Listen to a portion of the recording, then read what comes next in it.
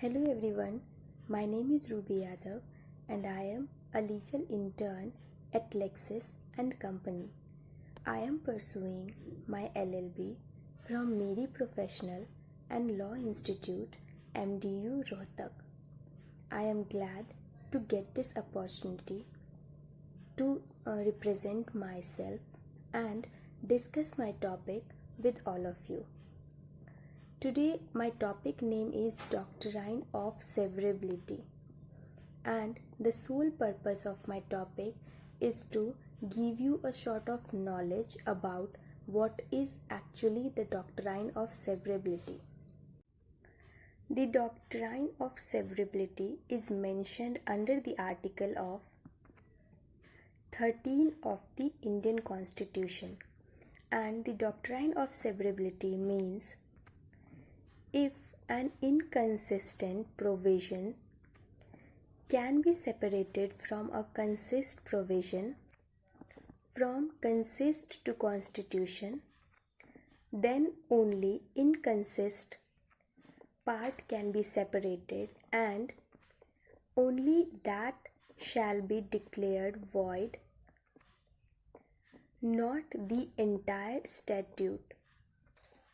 It is said that it is not the whole act which could be held invalid by being inconsistent with a part 3rd of the Indian Constitution, but only such provision of it which are violative of the fundamental rights provided that part which violates the fundamental right is separable from that which does not isolate them.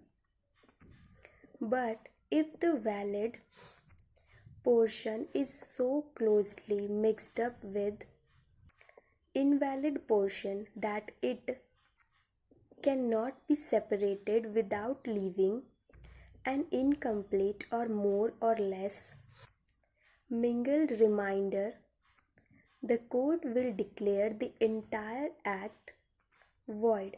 This is the doctrine of severability, or it can be known as the doctrine of separability as well. There is one of the famous case, A.K. Gopalan versus State of Madras, AIR 1950. In this case, the Supreme Court considered the doctrine of severability or the separability. In this case, Section 14 of the Preventive Detention Act 1915 was challenged.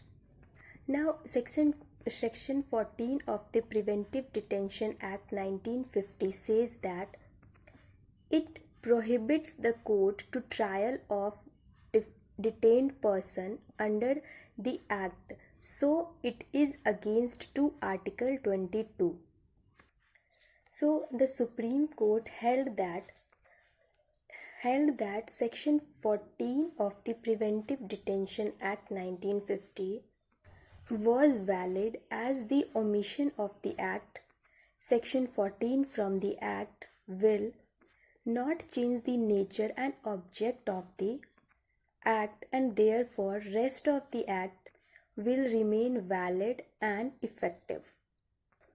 The same doctrine was applied in D.S. Nakara versus Union of India, AIR 1983. In this case, it was held that where the act remained valid while the invalid portion of it was declared invalid because it was severable from the rest of the act. There is one of the most famous leading case in the series, that is the F.N. Balsara versus State of Bombay, AIR 1951. In this case, it was held that Bombay Prohibition Act 19 1949, which was declared as void, did not affect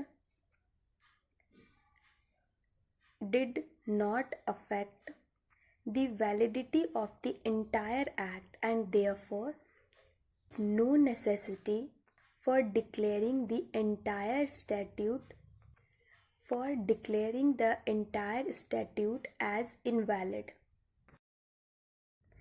So from this discussion it can be concluded that if there is any inconsistent provision in the article or the section, then if an inconsistent provision can be separated from consist to constitution, then only inconsistent part can be separated, and only that shall be declared void, not the entire statute. So this was all about the doctrine of severability under the Indian Constitution. That's it for the day. Thank you so much.